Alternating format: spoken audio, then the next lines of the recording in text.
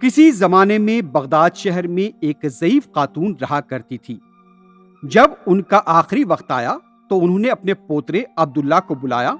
میرے بچے، تمہیں دینے کے لیے میرے پاس کچھ نہیں ہے، میرے پاس صرف یہ ایک پتھر ہے، میں آج اسے تمہارے حوالے کر رہی ہوں، کبھی اسے گنوانا مت، اس کی ہمیشہ حفاظت کرنا۔ یہ کہتے ہوئے ضعیف دادی دنیا سے چل بسی۔ اس کے بعد عبداللہ اس پتھر کو اپنے ہاتھ میں لیے ہی گھوما کرتا تھا۔ جو بھی اسے دیکھتے تھے اس پر ہنسا کرتے تھے۔ کچھ تو یہ کہنے لگے، ارے میاں عبداللہ، کیا تمہارا دماغ خراب ہو گیا ہے؟ ایک ناکارہ پتھر کو لے کر ہمیشہ گھوما کرتے ہو۔ وہ عبداللہ کا مذاق اڑانے لگا۔ اس پر عبداللہ نے کہا، یہ پتھر میرے دادی کی یادگار ہے، انہوں نے وصیت کی تھی، اس لیے میں اسے اپنے ساتھ رکھتا ہوں، تمہیں کیا تکلیف ہے؟ عبداللہ نے اس طرح سخت جواب دیا۔ کچھ عرصے بعد عبداللہ لکڑیاں کاٹنے کے لیے جنگل کی طرف جا رہا تھا۔ اس کے ساتھ ہمیشہ کی طرح دادی کا دیا ہوا پتھر تھا۔ اچانک اس نے دیکھا کہ گیدڑ اس کے سامنے آ رہا ہے۔ گیدڑ کو دیکھ کر عبداللہ ڈر گیا اور کانپنے لگا۔ یہ دیکھ کر گیدڑ نے کہا، تم ڈرو مت، مجھ سے تمہیں کوئی تکلیف نہیں ہوگی، تمہارے پاس جو پتھر ہے وہ صرف ایک بار مجھے دے دو۔ عبداللہ یہ سن کر حیرت زدہ ہو گیا اور پوچھنے لگا، تم اس پتھر کا کیا کرو گے؟ عبداللہ نے جب پوچھا تو گیدڑ کہنے لگا، تمہارے پاس جو پتھر ہے وہ کوئی عام پتھر نہیں ہے، اس سے ایک مخصوص خوشبو آتی ہے، اگر اس پتھر کو کسی لاش کی ناک کے نیچے رکھ دیا جائے تو وہ مردہ زندہ ہو جاتا ہے۔ گیدڑ نے جب یہ کہا تو عبداللہ نے جواب دیا، میں تمہاری بات کا کیسے یقین کروں؟ اس پر گیدڑ نے کہا، ہمارے جھنڈ میں گیدڑ کی موت ہو گئی ہے، اس لیے میں وہ تم سے پتھر مانگنے آیا ہوں تاکہ اس مردہ گیدڑ کو پھر سے زندہ کر سکوں۔ تم میرے ساتھ آؤ اور خود دیکھ لو اس پتھر کا کرشمہ۔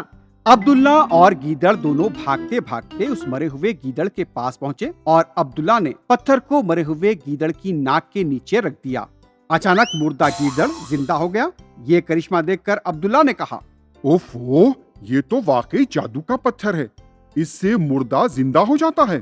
جب عبداللہ نے یہ کہا تو گیدڑ نے جواب دیا، میں تمہیں اس پتھر کے بارے میں کچھ خاص بات بتانے والا ہوں، اگر تم اس پتھر کے کرشمے کے بارے میں دوسروں کو بتاؤ گے تو اس پتھر سے وہ کرشمے کی خاصیت ختم ہو جائے گی۔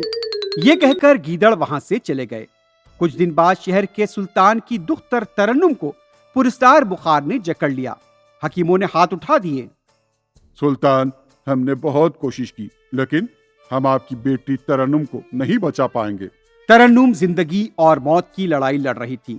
اپنی دختر کی حالت دیکھ کر سلطان نے شہر میں اعلان کروا دیا، سنو، جو بھی سلطان کی دختر ترنم کی جان بچائے گا اسے جاگیر اور انعام سے نوازا جائے گا۔ اس اعلان کی خبر جب عبداللہ کو ملی تو وہ سلطان کے محل کی طرف چل پڑا، لیکن اس کے محل پہنچنے سے پہلے ہی ترنم اس دنیا سے رخصت ہو چکی تھی۔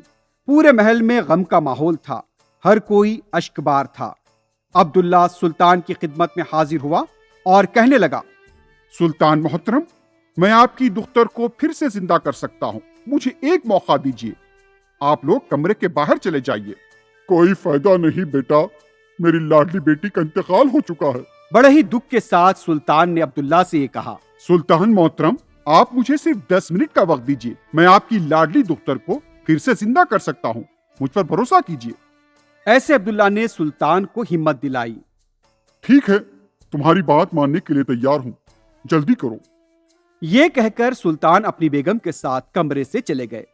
پھر عبداللہ نے اپنے ساتھ لائے جادوئی پتھر کو اپنی جیب سے نکالا اور ترنم کی ناک کے نیچے رکھ دیا۔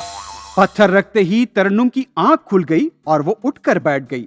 اپنی بیٹی کی جان بچانے والے عبداللہ کو سلطان نے ایک صوبے کا حکمران بنا دیا اور کچھ دن بعد اس کی شادی بھی اپنی دختر ترنم کے ساتھ دھوم دھام سے کروا دی۔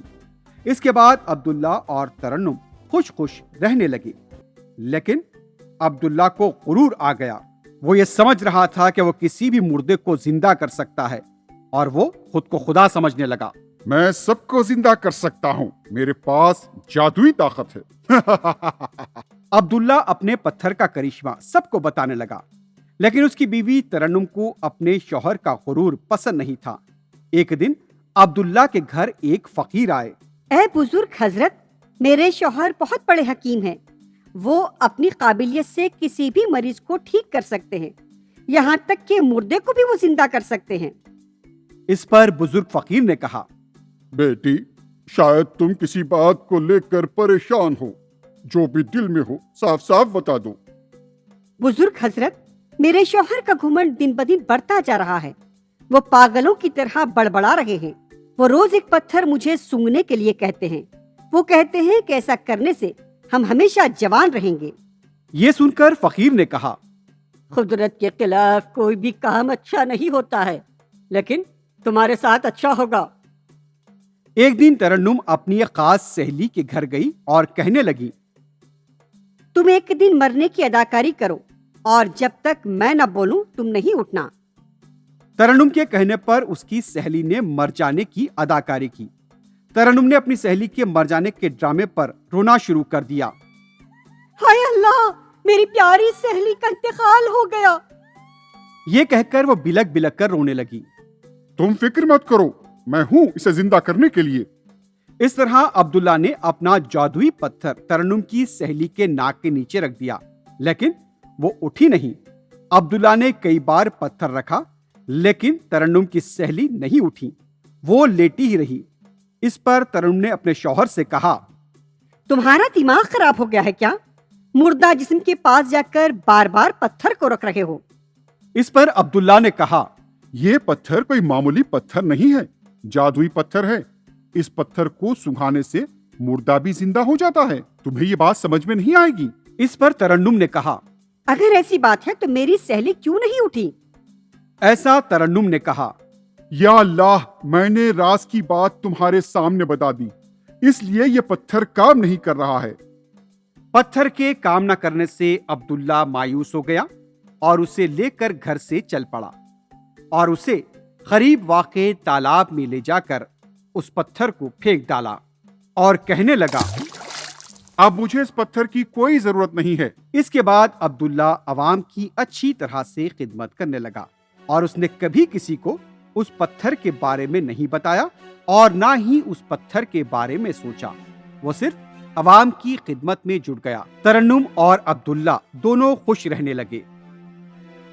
Hi kids! Hope you liked the video. Subscribe for more videos. Visit us in Facebook and Twitter. Thank you. Bye bye.